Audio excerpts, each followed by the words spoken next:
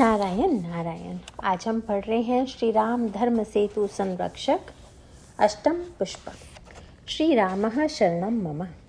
पुष्प वाटिका प्रसंग में गोस्वामी जी जिस दिव्य रस की सृष्टि करते हैं और उस दिव्य रस के पीछे उनका जो विशिष्ट भाव विद्यमान है उसे हम हृदयंगम करें।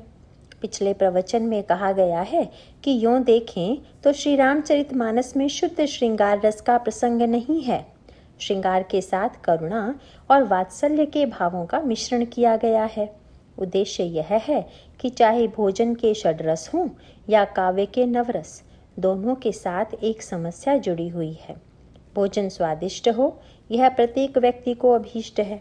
भोजन में स्वाद की अनुभूति होना किसे प्रिय नहीं लगेगा, लेकिन भोजन में रस के स्वाद की अनुभूति के बाद अगर शारीरिक स्वास्थ्य पर उसका बुरा प्रभाव पड़े तो उस भोजन को हम आदर्श भोजन नहीं मान सकते, क्योंकि वह स्वाद की सृष्टि करने के तत्काल बाद रोग की सृष्टि करता है। जो समस्या भोजन में षड्रसों के साथ है वही मन को लेकर नवरसों के साथ भी है। काव्य के नवरसों के द्वारा उसके अनोखे आनंद का बोध व्यक्ति के मन में होता है, रस का बोध होता है।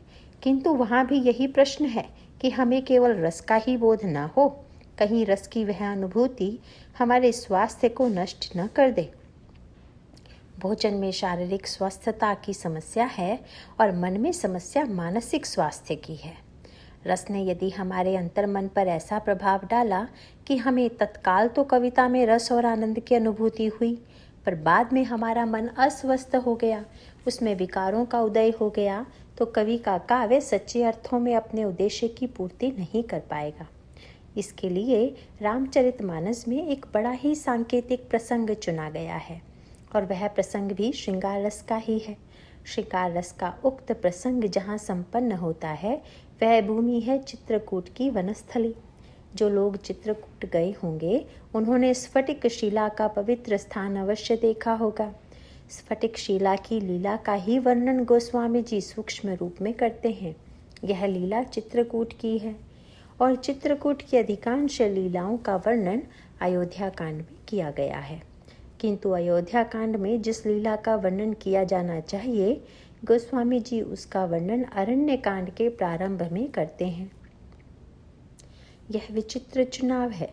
और इतना ही नहीं, उस लीला का वर्णन करने के बाद अगला प्रसंग गोस्वामी जी यह प्रस्तुत करते हैं कि भगवान राम के मन में चित्रकूट छोड़कर आगे बढ़ने का संकल्प जागृत हुआ और वे महर्षि अत्रि की आज्ञा लेकर चित्रकूट छोड़कर दंडकारण्य की ओर चले गए। यह कोई संयोग मात्र नहीं, बल्कि इसके पीछे गोस्वामी जी का एक विशेष दर्शन है। पहले गोस्वामी जी श्रृंगार रस का वर्णन करते हैं और उस प्रसंग में उस समस्या की ओर हमारा ध्यान आकृष्ट करते हैं। जब श्रृंगार हमारे मन में कभी कभी भौतिक भावना की सृष्टि कर देता है तो उसका क्या परिणाम हो सकता है, इसका चित्रण वे अरण्य कांड के प्रारंभ में करते हैं। चित्र है स्फटिक शिला का। रामचरितमानस में भी गोस्वामी जी ने वर्णन किया है, किंतु गीतावली रामायण में उन्होंने अधिक विस्तार से बड़ा मधुर चित्र खींचा है। उस चित्र में वे कहते हैं, फटिक शिला मृदु विशाल संकुल सुर तरु तमाल। यह चित्रकूट वन की लीला है। महाराज श्री जनक का बाग तो निर्मित बाग है और वन स्वतः उद्भूत है। बाग लगाया जाता है, वन लगाया नहीं जाता। वृक्ष लगाए जा सकते हैं, पर वन तो सहज रूप से प्रादुर्भूत है। गोस्वामी जी ने प्रेम की 3 स्थितियों का वर्णन किया है और तीनों स्थितियों की तुलना में वे वाटिका, बाग और वन से करते हैं। वे कहते हैं, पुलक वाटिका बाग बन सुख सुबिहंग बिहारू माली सुमन स्नेह जल सिंचत लोचन चारु। गोस्वामी जी इसका प्रतीकात्मक अर्थ यह लेते हैं कि मनुष्य के मन में जब प्रेम उमड़ता है तो वह बहुधा शारीरिक चिन्ह के रूप में अथवा आंखों के आंसुओं के रूप में प्रकट होता है। अतः गोस्वामी जी कहते हैं कि पुलक के 3 भेद हैं, वाटिका, बाग और वन। वाटिका का तात्पर्य है जिसमें फूलों और पुष्पों के छोटे छोटे पौधे लगाए गए हैं, और बाग में पुष्पों के छोटे छोटे पौधे ही नहीं हैं, अपितु विशाल वृक्ष भी लगाए गए हैं। एवं वन तो ऐसा विशाल रूप ग्रहण कर चुका है कि वहाँ वृक्ष लगाने की अपेक्षा नहीं है, बल्कि चारों ओर जिधर दृष्टि डालें उधर वृक्ष ही वृक्ष दिखाई देते हैं। ठीक इसी प्रकार से प्रेम का भी मनुष्य के अंतर जीवन में, भक्त के जीवन में क्रमिक विकास होता है। उक्त विकास का क्रम यह है कि जब हम अपने अंतर मन में प्रेम का बीजारोपण करते हैं तो मानो प्रेम की वाटिका हमारे हृदय में लग गई, और तत्पश्चात जब प्रेम के भाव वृद्धिगत हो गए तो प्रेम मानो बाग के रूप में परिणत हो गया। परंतु वाटिका और बाग दोनों की रक्षा का प्रयत्न करना पड़ता है। तात्पर्य यह है कि प्रेम के आरंभिक साधन काल में जब हम उसमें बीज डालते हैं और मध्यकाल में जब प्रेम पनपता है तो व्यक्ति को निरंतर उसकी रक्षा में संलग्न रहना पड़ता है। लेकिन जीवन में एक दिन ऐसा आता है जब प्रेम वन के समान विशाल हो जाता है और फिर व्यक्ति के लिए साधन का प्रश्न नहीं रह जाता। सहज रूप से वह वन व्यक्ति को आनंदित करता है। और इसी तरह यहाँ पर भगवान श्री राम की लीलाओं का विस्तार भी सांकेतिक रूप में किया गया है। जनक जी की उक्त वाटिका भी है और बाग भी। पिछले प्रवचनों में यह संकेत दिया गया है कि उस वाटिका प्रसंग में क्रमशः यह दिखाया गया है कि भक्ति की साधना कैसे की जाती है। भक्ति साधना के श्री गणेश से लेकर भगवान श्री राम के दर्शन और उन्हें हृदय में स्थान देने के क्रम का वर्णन वाटिका और बाग में किया गया है। श्रृंगार रस की इस लीला का विस्तार गोस्वामी जी चित्रकूट के वन से करते हैं। चित्रकूट के वन को गोस्वामी जी प्रेम का सर्वश्रेष्ठ प्रतीक मानते हैं। इसका अभिप्राय यह है कि महाराज श्री जनक की वाटिका में कर्तव्य और मर्यादा का कुछ न कुछ व्यवधान तो बना ही हुआ है, और वहाँ जब श्री सीता जी भगवान श्री राम के दिव्य दर्शन में तल्लीन हो जाती हैं तो सखियों को भी यह स्मृति आती है कि सुनैना अम्बा प्रतीक्षा कर रही होंगी, और यदि जाने में विलंब होगा तो वे पूछेंगी कि वाटिका में पूजन में इतना विलंब कैसे हुआ। जब वे श्री किशोरी जी से अनुरोध करती हैं तो उनका यह भय वाणी द्वारा प्रकट भी हो जाता है। पुनिया आयुब ही बेरई काली, कल इसी समय फिर आएंगी। कल का आश्वासन देकर सखी उन्हें इस प्रेम रस से अलग करके संसार की मर्यादा की ओर लाने की चेष्टा करती हैं। श्री सीता जी प्रेम और मर्यादा का दिव्य समन्वय प्रस्तुत करती हैं, जिसकी चर्चा करने की हम चेष्टा करेंगे। एक ओर है मर्यादा और दूसरी ओर प्रेम। भक्ति में दोनों का समन्वय है या वह एक पक्षीय वस्तु है। किसी ने गोस्वामी जी से पूछा कि भक्ति की रीति क्या है। इसका उन्होंने दोहावली रामायण में एक दोहे में वर्णन करते हुए कहा कि भक्ति का पथ इस तरह का है। प्रीति राम पद, भगवान राम के चरणों में प्रीति तो हो, पर संसार से व्यवहार कैसे करें।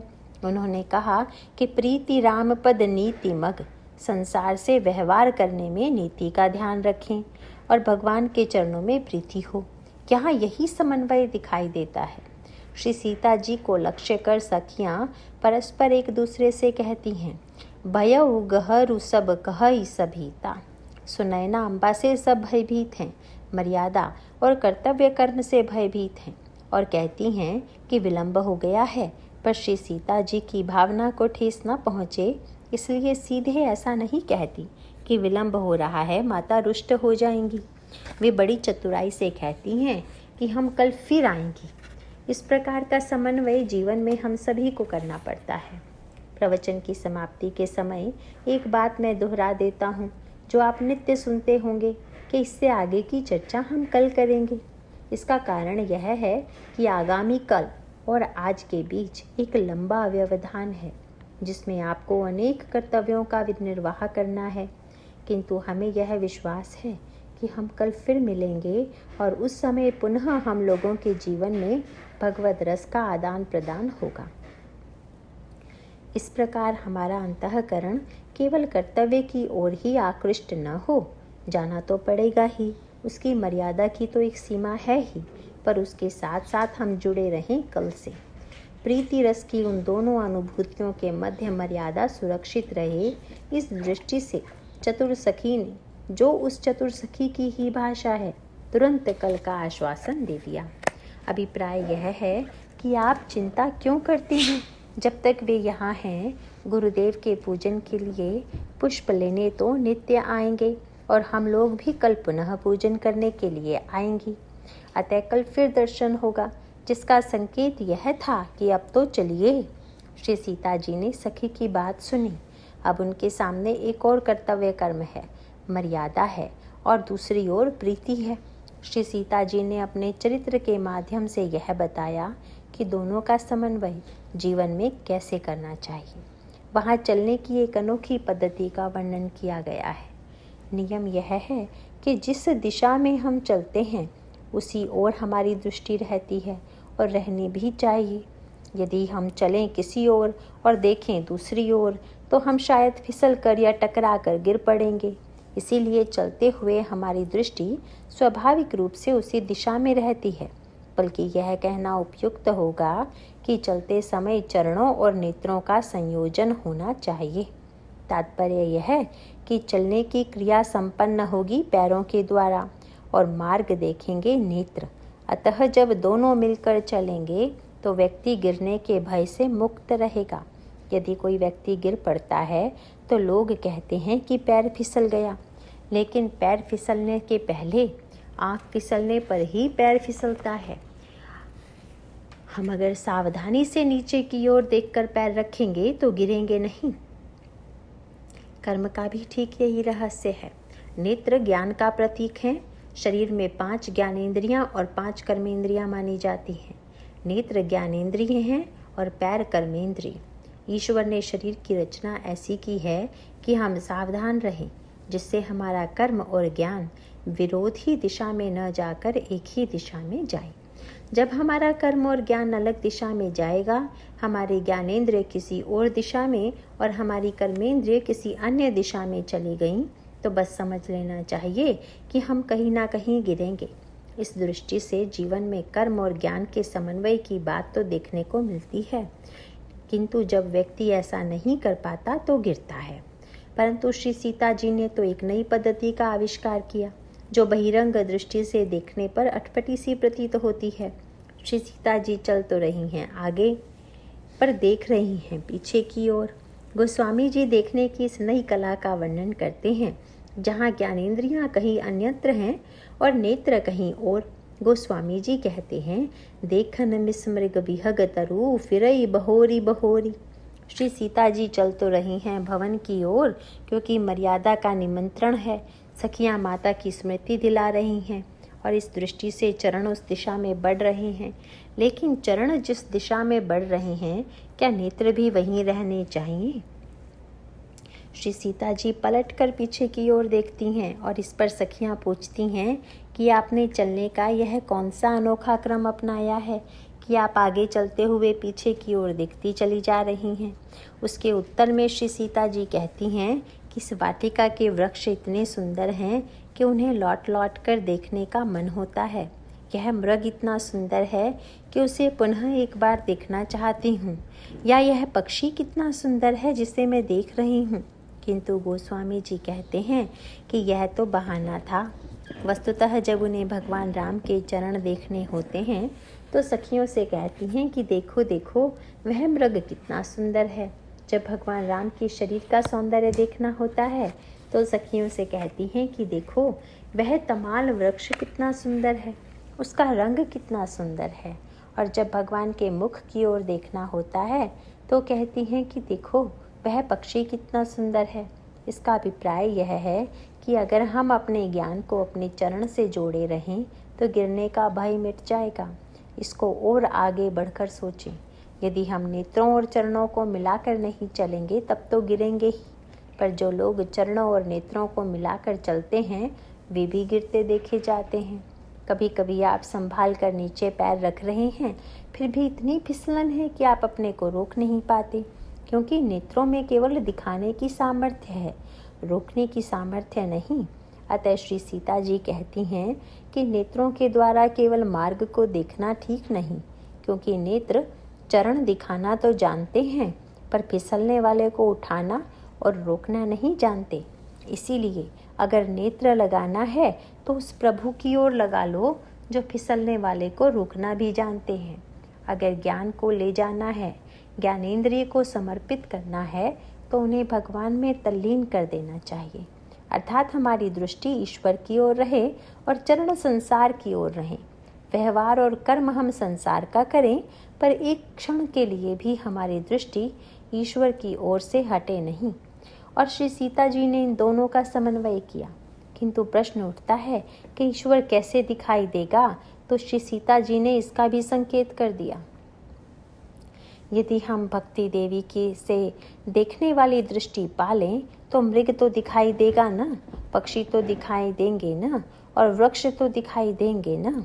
श्री सीता जी मूर्तिमती भक्ति हैं और इन भक्ति देवी के द्वारा उस वाटिका में हम ईश्वर को देखना सीखें। ईश्वर के होने की अनुभूति ही यथेष्ट नहीं है, ईश्वर को देखने वाली दृष्टि भी हमें चाहिए। ईश्वर को देखने वाली दृष्टि यदि व्यक्ति के पास न हो तो ईश्वर के सामने होने पर भी उसके अंतःकरण में रसानुभूति नहीं होगी। रामायण में इसका प्रत्यक्ष प्रमाण मिलता है।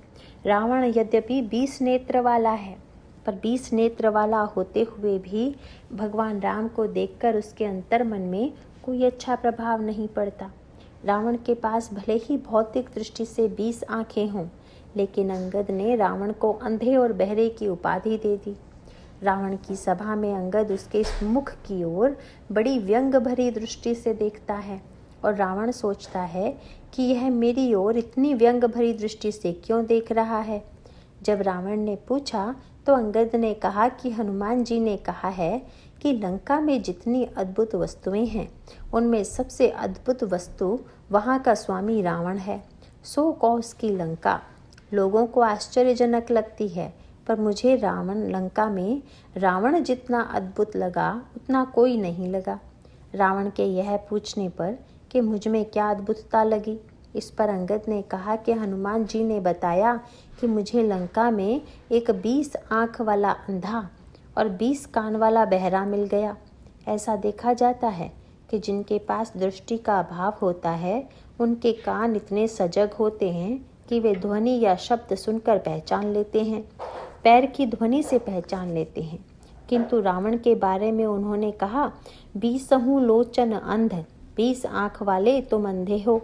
और दूसरे प्रसंग में कहा गया अंधौ बधिर न अस कहई नयन कान तब 20। अंधे और बहरे भी जैसी बात नहीं करते उस प्रकार की बात तुम कर रहे हो। अभिप्राय यह है कि रावण अपनी आँखों से ईश्वर को न देख पाने के कारण अंधा है और दूसरों के समझाने पर सुनकर भी वह श्री राम के ईश्वरत्व को स्वीकार नहीं करता, इसलिए बहरा है। अतएव ईश्वर का केवल एक व्यक्ति के रूप में सामने आ जाना ही यथेष्ट नहीं। रावण जब अपनी 20 आँखों से भगवान श्री राम की ओर देखता है तो उनके सभी चरित्रों और प्रत्येक घटना में अपनी पैनी दृष्टि से दोष निकालता है। वह अंधा भगवत दर्शन में है, दोष दर्शन में नहीं। दोष देखने की शक्ति तो अन्य लोगों से 20 गुणी अधिक उसके पास है। जब रावण के सामने भगवान राम का चरित्र सुनाया जाता है तो रावण तुरंत उसकी एक नई व्याख्या कर देता है। अरे, श्री राम ने तो ताड़का का वध कर दिया। अरे, यह सुनकर रावण कह देता है कि हाँ, नारी का वध करने वाले तो तुम लोगों की दृष्टि में वीर हैं। जिसने नारी पर बाण का प्रहार किया वह कितना दुर्बल क्षत्रिय धर्म का पालन करने वाला है, इसमें भला क्या विशेषता है। श्री राम ने धनुष तोड़ दिया तो रावण कहता है कि इसका अर्थ यह है कि वह शिवद्रोही है। धनुष तो मैं भी तोड़ सकता था।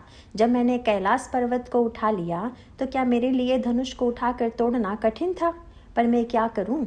मुझे जब यह ध्यान आया कि यह तो हमारे गुरुदेव की वस्तु है और इसको तोड़ना गुरुदेव का अपमान करना है, तो मैंने शक्ति होते हुए भी धनुष नहीं तोड़ा। और वह कितना शिवद्रोही है कि उसने विवाह के लिए धनुष तोड़ दिया।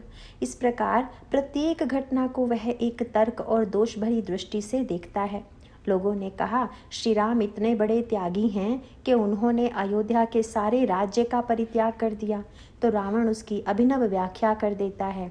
अगुण अमान जानिते ही दीन पिता बनवास। पिता ने देखा कि लड़के में कोई गुण कोई योग्यता नहीं है तो उसे घर से निकाल दिया। अयोग्य पुत्र होने पर भी पिता पुत्र को घर से नहीं निकालता, किंतु राम नितांत अयोग्य रहे होंगे तभी तो दशरथ ने उनका परित्याग कर दिया। दशरथ जैसे उदार पिता ने भी जिसका त्याग कर दिया उसमें कितनी अयोग्यता रही होगी, इसकी कल्पना तो कर लो। अतः रावण हर घटना की ऐसी व्याख्या करता है कि श्री राम का चरित्र दोषयुक्त है। इस संबंध में रामचरितमानस और गीता में भी बड़ा सुंदर संकेत आता है। भगवान कृष्ण ने गीता में अपना प्रचार करने वालों के लिए कहा कि जो लोग गीता ज्ञान का प्रचार करते हैं उनसे बढ़कर प्रिय मुझे कोई नहीं है। ऐसा कहकर उन्होंने प्रत्येक व्यक्ति को गीता ज्ञान के प्रचार के लिए प्रेरणा दी, लेकिन उसके साथ साथ अर्जुन से यह भी कह दिया कि यह गीता ज्ञान कुछ लोगों को नहीं सुनाना चाहिए। भगवान कहते हैं, इदम ते ना तपस्काय न भक्ताय कदाच न ता शुश्रुवे वाच्यम न च माम योभ्यसूयति। जो मुझ में असूया रखते हैं उनको मत सुनाना। असूया रखते हैं मत सुनाना का क्या तात्पर्य है? असूया शब्द का अर्थ है पर गुणेषु दोष विष्करणम। असूया दूसरे के गुण में भी दोष निकाल देना असूया है। कुछ लोगों की यह प्रकृति दिखाई देती है कि जब भी किसी की प्रशंसा या सद्गुणों की चर्चा की जाए तो वे तुरंत कह देंगे कि तुम्हें क्या पता इसके पीछे क्या रहस्य है। वे पीछे का ऐसा रहस्य बता देंगे कि सारा गुण दोष के रूप में परिणत हो जाएगा। यह असूया वृत्ति है। अतः भगवान स्पष्ट कह देते हैं कि गीता ज्ञान का प्रचार करना पर असूया वालों के सामने मत करना, क्योंकि वे जानते हैं। इसीलिए भगवान अर्जुन से कहते हैं, सर्वधर्मान परित्यज्य मामेकम शरणम व्रज। सब धर्मों को छोड़कर तुम मेरी शरण में आ जाओ। रामचरितमानस में भगवान राम काकभुशुंडी जी से कहते हैं, सुनु मन धरु सब तजी भजु मोही। सब कुछ छोड़कर तुम मेरा भजन करो। इसीलिए जिसके अंतःकरण में असूया वृत्ति होगी वह तो तुरंत कहेगा कि ये कितने स्वार्थी हैं कि सब कुछ छोड़कर मुझसे अपने चरणों की सेवा और अपनी भक्ति करने के लिए कह रहे हैं। इसलिए भगवान ने सावधान कर दिया कि यह असूया वृत्ति वालों से कहने योग्य नहीं है, जबकि रावण तो असूया वृत्ति से भरा हुआ है। और रामचरितमानस में आता है कि राम कथा मंदाकिनी है। राम कथा मंदाकिनी आप सुन चुके हैं और जानते ही होंगे कि मंदाकिनी नदी को अनसुईया जी ने प्रकट किया था, और अनसुईया का अर्थ है जिसमें असूया का अभाव हो। इसका अभिप्राय यह है कि चाहे भगवान का सौंदर्य हो या गुण, अथवा चाहे भगवान की कथा हो, जिसके अंतःकरण में असूया वृत्ति होगी वह तो हर गुण में कोई ना कोई दोष निकालकर निंदा करेगा। रावण को भगवान की मंगलमयी कथा सुनाने वाले कितने कथावाचक मिले। हनुमान जी जैसा उत्कृष्ट कथा सुनाने वाला रावण को कथा सुनाता है। साधारण वक्ताओं की कथा का प्रभाव भी श्रोता पर पड़ता है, परंतु हनुमान जी जैसा व्यक्ति कथा सुनाता है और उसका प्रभाव रावण के चित्त पर नहीं पड़ता, क्योंकि रावण के चरित्र में तो असूया की नदी बह रही है, और असूया की वह नदी इतनी गंदी और मलिन है कि वह अनसूया द्वारा प्रवाहित राम कथा की मंदाकिनी को भी मलिन बनाने की चेष्टा करती है। सामान्यतः देखा जाता है कि यदि कहीं नदी के स्वच्छ जल में बड़ा गंदा नाला मिला दिया जाए तो उसका परिणाम यह होगा कि उस गंदे नाले के जल के कारण नदी का जल भी गंदा प्रतीत होने लगेगा। इसी प्रकार जिनके अंतःकरण में असूया वृत्ति का गंदा जल बह रहा है वे भगवान राम की राम कथा मंदाकिनी में भी अपनी ही मलिनता देखते हैं और उस मलिनता को आरोपित कर देते हैं उस नदी पर। अतः 20 आँखों वाला होते हुए भी रावण जैसा व्यक्ति ईश्वर को नहीं देख पाता, और अंगद कहते हैं कि रावण 20 आँखें होते हुए भी अंधा है। रावण को जाने दीजिए, किंतु सती तो भगवान शंकर की प्रिया हैं, शक्ति हैं, पर इसके बावजूद साक्षात भगवान राम को सामने देखकर भी सती के अंतःकरण में संशय का उदय होता है। रावण के हृदय में भी मोह उत्पन्न होता है और वह इस निश्चय पर पहुंचता है कि ये ईश्वर नहीं मनुष्य हैं, बल्कि उसे ऐसा प्रतीत होता है कि ये तो मनुष्य ही नहीं हैं, क्योंकि वह प्रत्येक बात को पांडित्य से तर्क संगत ढंग से कहता है। रावण से किसी ने पूछा कि आपने यह कैसे समझ लिया कि राम को पिता ने निकाल दिया है? उसने कहा, तुम लोग सुनी सुनाई बात पर विश्वास करते हो, मैंने प्रत्यक्ष कसौटी पर कसकर देख लिया। तुम लोग कहते हो कि उन्होंने अयोध्या के राज्य का परित्याग कर दिया, लेकिन जो सोने के मृग का लोभ नहीं छोड़ पाया और उसके पीछे भागा, वह भला राज्य का लोभ छोड़ सकता है? वह इतना पागल और विवेक शून्य है कि यदि कोई बुद्धिमान व्यक्ति होता तो उसे सोने के मृग का लोभ भी होता तो सोचता कि संसार में सोने का मृग तो नहीं होता। परंतु वह इतना विवेक शून्य और कामी है कि पत्नी के एक बार कह देने पर कि मेरे लिए सोने का मृग ला दीजिए, वह उसके पीछे भागा। इसीलिए उसमें तो काम, क्रोध, लोभ की पराकाष्ठा है। ऐसा व्यक्ति कदापि ईश्वर नहीं हो सकता। रावण तो निश्चित रूप से इस निर्णय पर पहुंच चुका है कि राम ईश्वर नहीं मनुष्य हैं। और सती, भगवान राम की कथा से वंचिता सती लौट कर आती है और भगवान राम को देखती है। पर भगवान राम ऐसे अवसर पर मिलते हैं जब वे श्री सीता जी के वियोग में आंसू बहा रहे हैं और आंसू बहाते हुए लता वृक्षों से सीता जी का पता पूछ रहे हैं। और शंकर जी, श्री राम तो वही हैं, पर देखने वाले की आंख में कितना अंतर है। शंकर जी ने ज्यों ही देखा, जय सच्चिदानंद जग पावन, अस कही चले वो मनोज न सावन। जय सच्चिदानंद की, जय जग पावन की कहते हुए मनोज न सावन चल पड़े। यहाँ गोस्वामी जी विरोधाभास कर रहे हैं। रावण की मान्यता है कि श्री राम कामी हैं और शंकर जी हैं काम को जलाने वाले। जो स्वयं काम को जलाने वाला है, क्या वह उसकी भक्ति करेगा जो काम का गुलाम होगा? अगर श्री राम कामासक्त होते तो क्या कामारी के लिए यह कभी संभव है कि उनकी भक्ति करें? अतः शंकर जी जब भगवान राम को विलाप करते देखते हैं तो बड़े प्रसन्न होते हैं और उन्हें साधुवाद देते हैं। वे भगवान राम को साधुवाद क्यों दे रहे हैं? इसका उत्तर यही है कि जैसे किसी अभिनेता को आप रंगमंच पर बढ़िया अभिनय करते देखें तो बाद में उसे बधाई देते हैं कि भाई आपने तो बहुत अच्छा अभिनय किया, बड़ा सशक्त अभिनय था। इसी प्रकार शंकर जी जब भगवान राम को आंसू बहाते देखते हैं तो मन ही मन उल्लसित हो जाते हैं। प्रभु, आपने कितना उत्कृष्ट अभिनय किया और अपने अभिनय के द्वारा सबको चकित कर दिया। अतः प्रत्येक व्यक्ति को सचमुच यह प्रतीत होने लगा कि आपसे बढ़कर कोई कामी नहीं होगा। पर इस अभिनय के द्वारा भी लोगों के मन में आप वैराग्य की ही सृष्टि कर रही हैं। कामिन कय दीनता देखाई, धीरन के मन बिरति दृढ़ाई। कामियों की दीनता दिखलाकर आपने योगियों के मन में वैराग्य की सृष्टि कर दी। अभिप्राय यह है कि भगवान राम विलाप करके मानो दूसरों को सावधान कर देना चाहते हैं कि स्वर्ण मृग के पीछे भागने या आसक्ति में वचन स्वीकार करने से मुझे विलाप करना पड़ा है। इसीलिए यदि आप लोग भी इस प्रकार आसक्ति में पड़ेंगे तो उसका परिणाम यही होगा। शंकर जी तो समझते हैं कि प्रभु वैराग्य और राग मुक्ति की शिक्षा देने के लिए ही यह अभिनय कर रहे हैं, सजग करने के लिए ही शिक्षा दे रहे हैं। किंतु सती जी को यह संदेह हो गया था कि वे तर्क के द्वारा ईश्वर को देखना चाहती हैं। संकरु जगत बंध जगदीसा, सुर नर मुनि सब नावत सीसा। तिन्ह नृप सुत ही कीन्ह परनामा, कही सच्चिदानंद परधामा। भय मगन छवि तासु विलोकी, अजहु प्रीति उर रहति न रोकी। ब्रह्म जो व्यापक विरज अज, अकल अनीह अभेद। सो की देह धरि होई नर, जाहिन जानत भेद।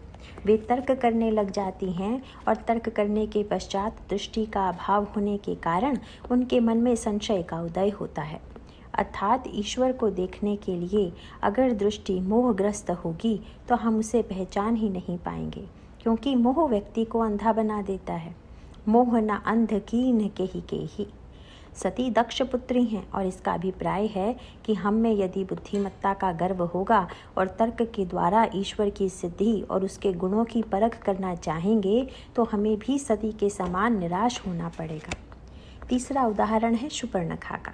वह भगवान राम के सौंदर्य से प्रभावित दिखाई देती है, लेकिन क्या वह भगवान राम के सौंदर्य के अतिरिक्त उनके ईश्वरत्व को पहचान पाती है?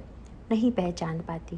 और इसीलिए शूर्पणखा जब यह कहती है कि तुम्हारे समान तो कोई सुंदर पुरुष नहीं है और मेरे समान कोई सुंदरी नहीं है, तो प्रभु ने तुरंत शूर्पणखा के उक्त वाक्य का उत्तर इस रूप में दिया, सीत ही चितई। प्रभु ने सीता जी की ओर देखा, मानो शूर्पणखा को यह संकेत किया कि अगर तुम मुझे देखना चाहती हो तो पहले इनसे दृष्टि उधार लेकर तब देखो। तात्पर्य यह है कि वासना की दृष्टि से, मोह की दृष्टि से, तर्क की दृष्टि से ईश्वर को देखने से वह दिखाई नहीं देगा। जब हम भक्ति की आँखों से भगवान को देखेंगे तभी वह हमें ठीक ठीक दिखाई देगा। इसीलिए पुष्प वाटिका में सीता जी हम लोगों को देखना सिखाती हैं कि कितने प्रकार से भगवान को देखा जा सकता है। यह प्रसंग अत्यंत विस्तृत है और इसका वर्णन तो गोस्वामी जी तथा शंकर जी भी नहीं कर पाए, अतः मेरे लिए तो यह संभव ही कहाँ है।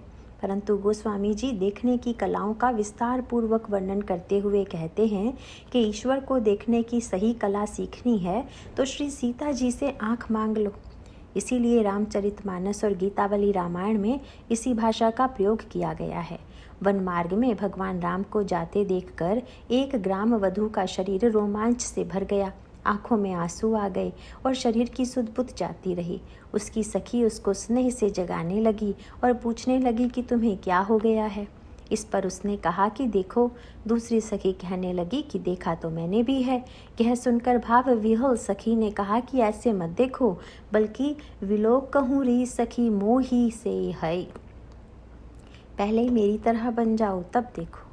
यह मेरी तरह बन जाओ तब देखो का सांकेतिक तत्व यह है कि गांव की स्त्रियां श्री सीता जी से पूछती हैं कि ये आपके कौन हैं। किंतु क्या आप समझते हैं कि गांव की स्त्रियों को यह पता नहीं था कि सीता जी और राम का नाता क्या है।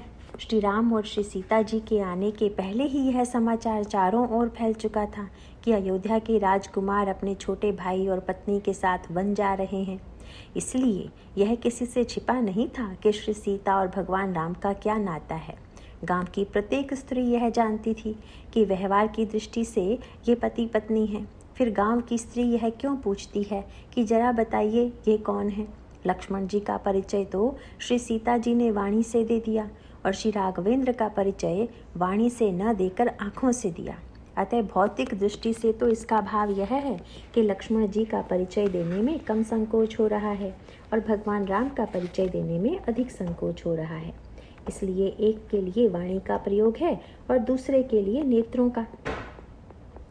यदि ज्ञान और अध्यात्म की दृष्टि से इसकी व्याख्या करें तो तात्पर्य यह हुआ कि जीव हैं लक्ष्मण और श्री राम हैं ब्रह्म।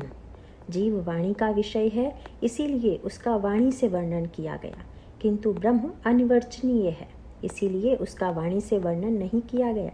मगर प्रीति की दृष्टि से देखें तो श्री सीता जी हैं मूर्तिमती भक्ति और गांव की स्त्रियां अपनी दिव्य भावना लेकर उनके पास आकर बैठ गईं।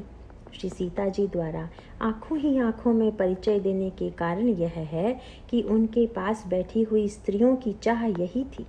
उन ग्रामीण स्त्रियों ने इन तीनों को ध्यान से देखा तो पहले लक्ष्मण जी की ओर दृष्टि गई, क्योंकि सबसे पहले वही थे। उन्होंने देखा कि लक्ष्मण जी की दृष्टि कभी भगवान राम के चरणों की ओर जाती है और कभी श्री सीता जी के चरणों की ओर। छिनु छिनु लखी सिय राम पद जानी आप पर नेहु करत न सपने हूँ लखनु चितु बंधु मातु पितु गेहु। फिर सखियों ने श्री राम की ओर देखा। पहले जीव की ओर दृष्टि गई और लक्ष्मण जी ऐसे जीव हैं जो भगवान और भक्ति के ध्यान में डूबे हुए हैं। जब उन्होंने भगवान राम की ओर देखा तो जो दृश्य दिखाई पड़ा उसे गांव की स्त्री ने श्री सीता जी से परिचय पूछते समय और स्पष्ट कर दिया। वह स्त्री श्री राम की सुंदरता का वर्णन कर गई। श्रृंगार रस में एक प्रकार की गोपनीयता होती है और जहाँ गोपनीयता है वहाँ मन में कहीं न कहीं ऐसा लगता है जैसे पाप की आशंका बनी हुई है।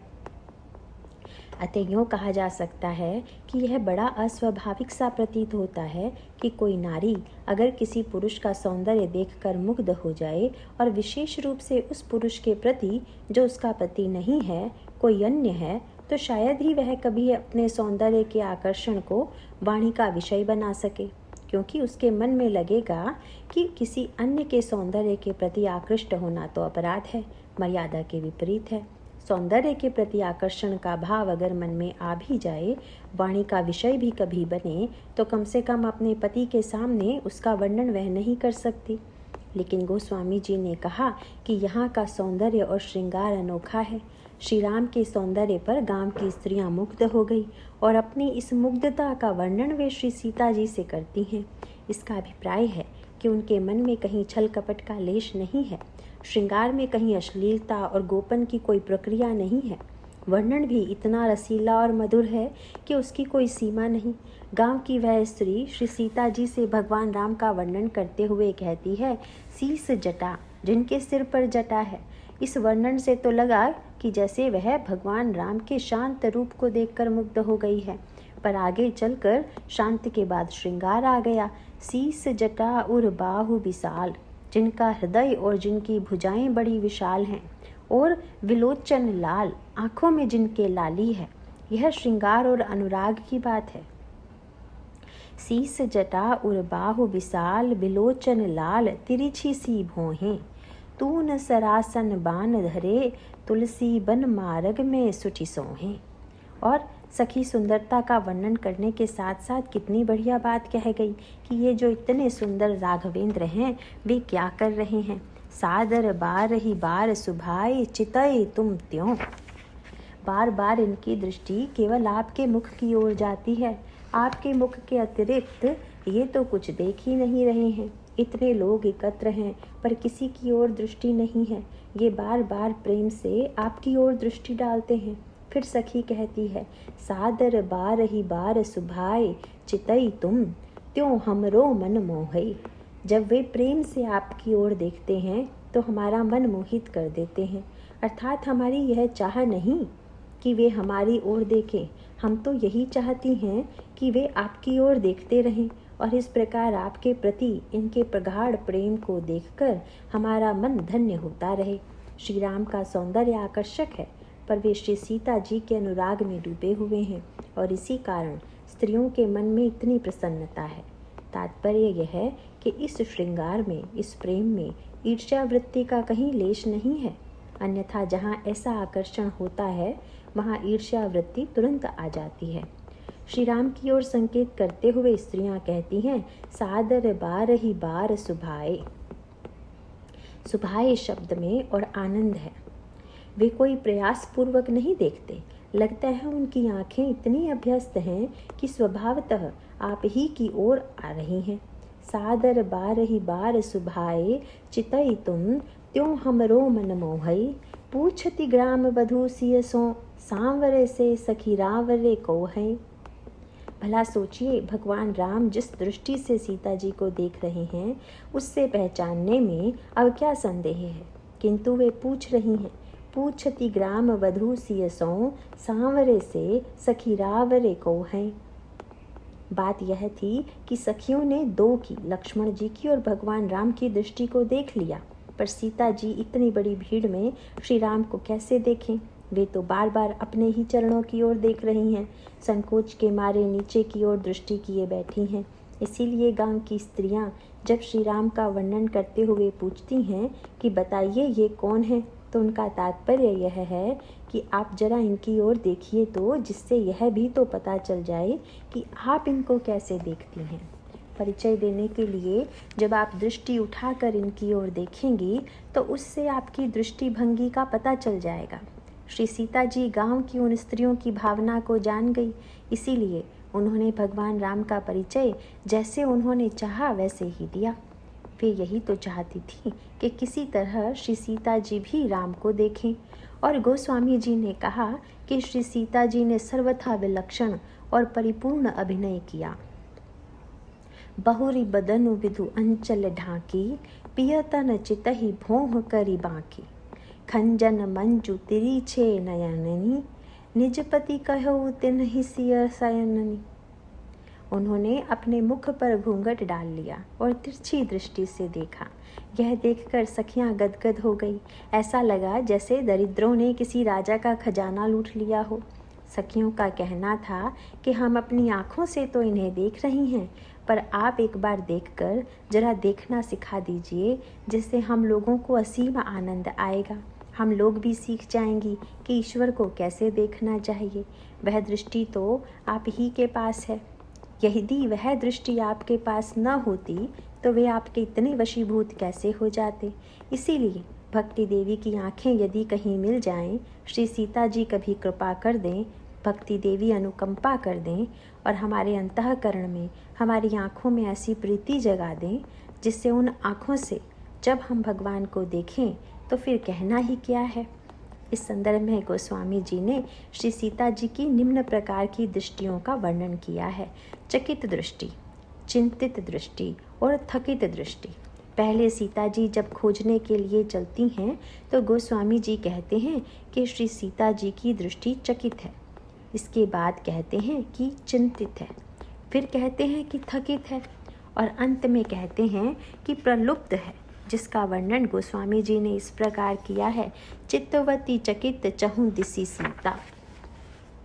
श्री सीता जी चारों ओर देख रही हैं। हम लोग भी तो चारों ओर देखते हैं और श्री सीता जी भी चारों ओर देख रही हैं, पर अंतर यह है कि चारों ओर देखना ही सार्थक नहीं है। प्रश्न तो यह है कि चारों ओर देखकर आप किसे खोज रहे हैं, किसे ढूंढ रहे हैं। हम लोग जब चारों ओर देखते हैं तो चारों ओर की वस्तुओं पर दृष्टि चली जाती है। मकान है तो उधर दृष्टि चली जाएगी, व्यक्ति है तो उस पर दृष्टि चली जाएगी। श्री सीता जी चारों ओर देखती हैं पर आंखें खोज रही हैं एक श्री राम को। यह भक्ति साधना का श्री गणेश है। चित्तवती चकित चहुं दिसी सीता, कहाँ गए नृप किशोर मन चिंता। कहाँ गए नृप किशोर। हम लोग तो अपने चारों ओर के संसार को ही देखते रह जाते हैं। चारों ओर देखते देखते यदि यह बात ध्यान में आ जाए कि अरे सब तो दिखाई दे रहा है, पर वह बनाने वाला कहाँ चला गया, वह भी तो दिखाई दे।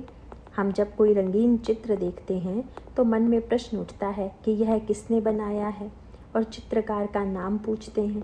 जबकि अधिकांश चित्रकार नीचे अपने हस्ताक्षर भी कर देते हैं, किंतु ईश्वर कितना बड़ा चित्रकार है, उसने इतने चित्र बना दिए पर कहीं अपना नाम नहीं लिखा। सबसे बड़े चित्रकार के चित्रों को देखकर हम आनंदित हो रहे हैं, किंतु चित्रकार की खोज नहीं कर रहे हैं। श्री सीता जी चारों ओर खोज रही हैं। उनकी आंखों में कभी चकित भाव आता है, चिंता का भाव आता है। चिंता की भावना तो बार बार आती है। बस सबसे बड़ी चिंता मन में यही होनी चाहिए। हम लोगों की आंखों में जो चिंता आती है वह सर्पिणी बनकर आती है। गोस्वामी जी ने कहा, चिंता सांपिनी को नहीं खाया, को जग जाहि न व्यापी माया। चिंता सर्पिणी है, यदि उस चिंता को भगवान राम की ओर लगा दें तो कल्याण हो जाए। सर्प में मन का निवास है ना, और इसका अभिप्राय है कि चिंता दूर होकर यदि हम चारों ओर देखें तो भी चिंता का विनाश नहीं होने वाला है। लेकिन अगर हमारे अंतःकरण की चिंता यह हो जाए कि अभी तक ईश्वर नहीं मिला और ईश्वर प्राप्ति के लिए हम चिंतित हो जाएं, तो इसमें कोई संदेह नहीं कि हमारी वह चिंता चिंतामणि बन जाएगी। गोस्वामी जी ने कहा, तुलसी चित चिंता न मिटे, बिनु चिंतामणि पहचाने। अतः पहले चकित दृष्टि है, फिर चिंतित दृष्टि है, और उसके पश्चात भगवान राम को सखियाँ दिखाती हैं। लता ओट तब सखिन लखाए। वह देखिए, लता की ओट में श्री राम खड़े हैं। जब वे लता की ओट में श्री राम को खड़े देखती हैं तो यह देखने की तीसरी कला है। प्रभु हैं तो पर हमसे दूर हैं, और हमारे उनके बीच में व्यवधान है। इसीलिए भक्ति देवी ने देखने की तीसरी कला बताई। लोचन मग राम ही उर आनी। यदि हम कोई जड़ वस्तु देखते हैं तो हम जानते हैं कि वह वस्तु यहीं रहेगी, लेकिन ईश्वर तो चेतन है। इसीलिए उस चेतन ईश्वर को बुलाकर अपने हृदय मंदिर में क्यों ना बैठा लें। लोचन मग राम ही उर आनी, दीन है पलक कपाट सयानी। श्री सीता जी नेत्र मूंद लेती हैं। गोस्वामी जी ने कहा, देखी रूप लोचन ललचाने। श्री सीता जी के नेत्र ललचा गए। इसका सांकेतिक अर्थ यह है कि संसार में हम वस्तु का लोभ करते हैं, लेकिन अगर भगवान के सौंदर्य का लोभ उत्पन्न हो जाए तो बार बार हम उस सौंदर्य को लेते जाएं, किंतु फिर भी तृप्ति ना हो, तभी नेत्रों की सार्थकता है। गोस्वामी जी फिर संकेत करते हैं कि श्री सीता जी की आँख की पुतलियाँ अचानक स्थिर हो गई। इस संबंध में पौराणिक मान्यता यह है कि प्रत्येक व्यक्ति के नेत्रों में निमि राजा का निवास है, और ये निमि राजा गुरु वशिष्ठ के शाप से प्रत्येक व्यक्ति की आँखों में रहते हैं, और इसीलिए हमारी आँखों की पुतलियाँ और पलकें निरंतर गिरती रहती हैं। इसी कारण जब आँख की पुतली एक बार चलती अथवा गिरती है तो कहते हैं कि एक निमेष हो गया। निमि से निमेष शब्द बना है। अतः गोस्वामी जी ने कहा कि भगवान राम और श्री सीता जी जब मनुष्य के रूप में अवतरित हुए तो उनके नेत्रों में भी तो निमि है। किंतु दोनों प्रसंगों में उन्होंने दो बातें कही। भगवान राम ने श्री सीता जी के सौंदर्य को देखा और उनके नेत्रों की पुतलियां स्थिर हो गई। कोई अन्य कवि कह सकता है कि भाई सुंदरता तो देखने के लिए है, इसलिए एक टक देखा ही जाता है, परंतु गोस्वामी जी कहते हैं कि भगवान राम जब श्री सीता जी की ओर देखने लगे तो निमि राजा स्वयं भगवान राम की आंखों से चले गए। भय विलोचन चारु अचंचल, मनहु सकुचि निमि तजे दिगंचल। वस्तुतः निमि राजा के कुल में ही श्री सीता जी का जन्म हुआ था। अतः भगवान राम श्री सीता जी को जिस भाव से देख रहे हैं उसमें निमि कैसे सम्मिलित हो सकते थे। जब श्री सीता जी की पुतलियां स्थिर हो गईं तो गोस्वामी जी से किसी ने पूछा कि क्या निमि राजा श्री सीता जी की आंखों से भी चले गए। गोस्वामी जी ने कहा कि निमि राजा यहाँ से तो नहीं जाना चाहते थे, क्योंकि निमि राजा ने सोचा कि हम श्री सीता जी की आंखों में बैठकर श्री राम को देख सकते हैं। लेकिन पलकिन हूँ परिहरी निमेशे, पलकों ने निमि से कह दिया कि महाराज आप यहाँ से चले जाएं तो अच्छा हो, क्योंकि आपकी उपस्थिति रस की परिपूर्णता में बाधक होगी। इस प्रकार गोस्वामी जी श्रृंगार की एक झलक दिखाकर श्रृंगार रस की सृष्टि करते करते अंत में वहां लाकर प्रसंग को समाप्त करते हैं जहां सखियां ध्यान दिलाती हैं कि घर भी तो चलना है, व्यवहार के कार्य का निर्वाह भी तो करना है। श्री सीता जी चलती हैं और मानो यह बता देती हैं कि भले ही हम संसार के व्यवहार का पालन करें, हमारा पग भले संसार की ओर चले, पर हमारी आंखें ईश्वर के सौंदर्य की ओर लगी रहें। इसका दूसरा तात्पर्य यह है कि श्री सीता जी चलते चलते पीछे मुड़कर देखती हैं कि भगवान श्री राम खड़े हुए अपलक दृष्टि से श्री सीता जी की ओर देख रहे हैं। तात्पर्य यह है कि हम जीवन पथ पर चलते हुए संसार के व्यवहार का निर्वाह करते हुए भी मुड़कर देखते चलें कि ईश्वर की कृपा दृष्टि हमारे पीछे है या नहीं, उसकी कृपा दृष्टि के द्वारा हम सुरक्षित हैं या नहीं। इस प्रकार श्री सीता जी नीति और प्रीति का समन्वय करती हैं, जिसका गोस्वामी जी ने दोहावली रामायण में इन शब्दों में वर्णन किया है। प्रीति राम पद नीति मग, चलई राग रस जीति, तुलसी संतन के मते, यही भगत की रीति। लेकिन उस वाटिका के दिव्य श्रृंगार का गोस्वामी जी और विकास करते हैं चित्रकूट के वन में। इस प्रवचन के प्रारंभ में कहा गया था कि पुलक के 3 भेद हैं, अर्थात वाटिका माने जब प्रेम का श्री गणेश हुआ, बाग माने जब प्रेम मध्य में आया, और वन का तात्पर्य है जब प्रेम पराकाष्ठा को पहुंच गया। किंतु उस वाटिका से भी घनीभूत श्रृंगार यदि कहीं पर है तो चित्रकूट में है, क्योंकि वहाँ पुष्प वाटिका में भगवान राम ने गुरु जी के पूजन के लिए दोने में फूल चुने थे, और चित्रकूट में भी भगवान राम फूल चुन रहे हैं। यहाँ विश्वामित्र जी साथ में नहीं हैं जो उनके पूजन के लिए फूल चाहिए। वस्तुतः ये फूल श्री सीता जी के पूजन के लिए चुने जा रहे हैं। यहाँ भगवान राम पुजारी बन गए हैं, पूजा करेंगे इसीलिए पुष्प चुन कर ले आते हैं। श्री राम केवल फूल लेकर ही नहीं आते, बल्कि गोस्वामी जी उस अद्भुत दृश्य का वर्णन करते हुए कहते हैं, फटिक शिला अति विशाल, संकुल सुर तरु तमाल, ललित लता जाल, हरित छवि बितान की, मंदाकिनी तटिनी तीर, मंजुल मृग बिहग भीर, धीर मुनि गिरा गभीर, साम गान की। लक्ष्मण जी यहाँ पर भी हैं, लेकिन थोड़ी दूर हैं। कहाँ? बिरचित तहाँ परन साल। भगवान राम और श्री सीता जी के रहने के लिए लक्ष्मण जी ने एक बड़ी सुंदर कुटिया बना दी है। बिरचित तहाँ परन साल, अति विचित्र लक्षण लाल, निवसत जहाँ नित कृपालु राम जानकी। भगवान राम पत्तों का बहुत बड़ा गट्ठा उठाकर लिए चले आ रहे हैं। वहाँ तो केवल एक दोना था और उस दोने में फूल थे, लेकिन आज तो वे न जाने कितने वृक्षों से पत्ते तोड़कर लाए हैं और भगवान राम उन पत्तों को स्फटिक शिला पर बिछा रहे हैं। लक्ष्मण जी तो सेवा के लिए व्यग्र रहते ही हैं, पर समझ गए कि मेरा वहाँ जाना उचित नहीं, इस श्रृंगार से वे दूर रहते हैं। गोस्वामी जी उस श्रृंगार का और विकास कर देते हैं। निज कर राजीव नयन, पल्लव दल रचित सयन, प्यास परस्पर पीयूष प्रेम पान की, सिय अंग लिखे धातु राग। रंग बिरंगी धातुओं से पत्र रचना करते हैं और फूलों के आभूषण बनाकर श्री सीता जी को पहनाते हैं। किंतु देवराज इंद्र का पुत्र जयंत रघुनाथ जी का बल देखना चाहता है, अतः वह कौवा श्री सीता जी के चरणों में चोंच मारकर भागा। उनके चरणों से रक्त बहता देखकर भगवान राम ने सींक धनुष सायक संधाना, एक सींक का धनुष और बाण बना लिया। जयंत यह समझकर आया था कि इस समय तो इनके पास धनुष बाण भी नहीं है, पर भगवान राम ने सींक का धनुष और बाण बना लिया। श्री सीता जी के लिए पुष्पों के जो गहने बनाए थे वे सींक में पिरोए गए थे, और जिस सींक से भगवान राम ने श्री सीता जी के लिए आभूषण बनाया था उसी से उन्होंने जयंत के लिए भयानक बाण बना दिया। यहाँ भगवान का तात्पर्य है कि मेरे पास कोमलता और कठोरता नहीं है।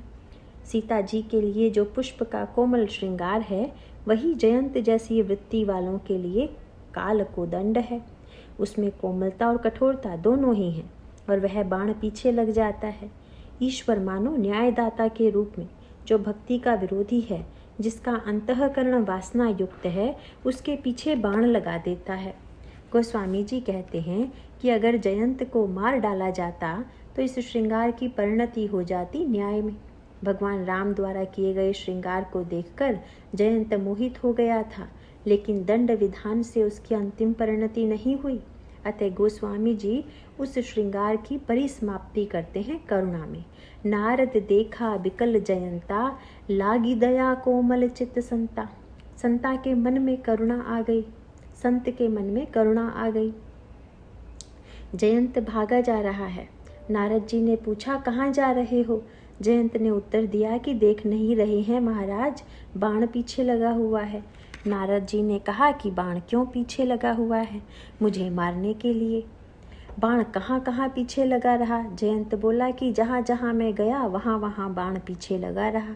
नारद जी ने कहा कि अगर मारने के लिए पीछे लगा हुआ है और तुम जहाँ जाते हो वहीं पर बाण जाता है तो यह तुम्हें मारता क्यों नहीं? जयंत ने कहा कि यही तो समझ में नहीं आ रहा है, पीछा कर रहा है किंतु मार नहीं रहा है। अतः संत ने तुरंत तात्पर्य बता दिया कि ईश्वर की कठोरता में भी कृपा छिपी हुई है। अगर मारना होता तो वह जब चाहता तब मार देता।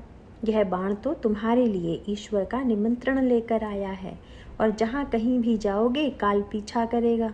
इसीलिए जहाँ से बाण चला है उन चरणों में लौट चलो, तुरंत लौटो, भागो मत, ईश्वर की ओर लौटो और ईश्वर के चरणों का आश्रय लो।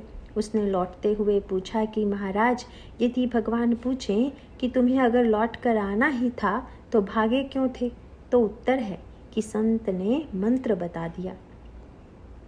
जब जयंत भगवान की ओर गया तो भगवान ने जयंत से पूछा कि तुम कहाँ गए थे भागे भागे? उसने कहा कि महाराज, मैं आपका प्रभाव देखना चाहता था। अपने घर में तो सबका प्रभाव होता है, बाहर जिसका प्रभाव हो वही बड़ा है। मैं सभी लोकों में जाकर देख रहा था कि आपका कितना प्रभाव है। भगवान ने पूछा कि देख लिया तुमने प्रभाव? वह बोला कि हाँ महाराज, जहाँ भी मैं गया वहाँ पर आपका ही प्रभाव दिखाई पड़ा। भगवान ने कहा कि अब यहाँ लौट कर क्यों आए हो? जयंत ने उत्तर दिया कि आपका प्रभाव तो देख चुका, पर संतों से जो स्वभाव सुना है वह स्वभाव देखना चाहता हूँ। और स्वभाव पास से दिखाई देता है, और आपके स्वभाव की करुणा का कहे सी पुकारी प्रनत हित पाही। भक्ति के अन्य ग्रंथों में आता है कि जयंत जब गिरा तो घबराहट में भगवान की ओर पीठ करके गिरा। अतः श्री सीता जी ने करुणा से प्रेरित होकर उसे उठाकर भगवान के चरणों में डाल दिया। वे इतनी करुणामयी हैं कि अंततोगत्वा उन्होंने कहा कि महाराज, अगर बालक माँ के उदर में हो और उससे माँ को कष्ट हो तो भी वह उसे दंड देने की बात थोड़े ही सोच सकती है। उस बालक को तो प्रकट होने, जन्म लेने के बाद माँ वात्सल्य और लाड से बड़ा करती है। इसी प्रकार जयंत मेरा ही अपराधी तो था, पर यदि मैंने उसके अपराध को क्षमा कर दिया तो आपको इसमें क्या आपत्ति हो सकती है? अतः भगवान जयंत के अपराध को क्षमा कर देते हैं और श्रृंगार की समाप्ति करुणा में होती है। मानो गोस्वामी जी बताना चाहते हैं कि मैं श्रृंगार का विकास तो करता, पर जयंत वृत्ति के कारण नहीं कर सका। अतएव श्रृंगार की परिसमाप्ति भगवान की करुणा में है। और इसका अभिप्राय यह है कि भक्ति देवी के द्वारा ईश्वर का शौर्य प्रकट होता है और वह शौर्य ही अंत में करुणा के द्वारा जीव के कल्याण का हेतु बनता है। इसी का संकेत देने के लिए पुष्पवाटिका प्रसंग में भगवान राम के इस दिव्य श्रृंगार के साथ वात्सल्य और करुणा को जोड़ दिया गया है। नारायण नारायण।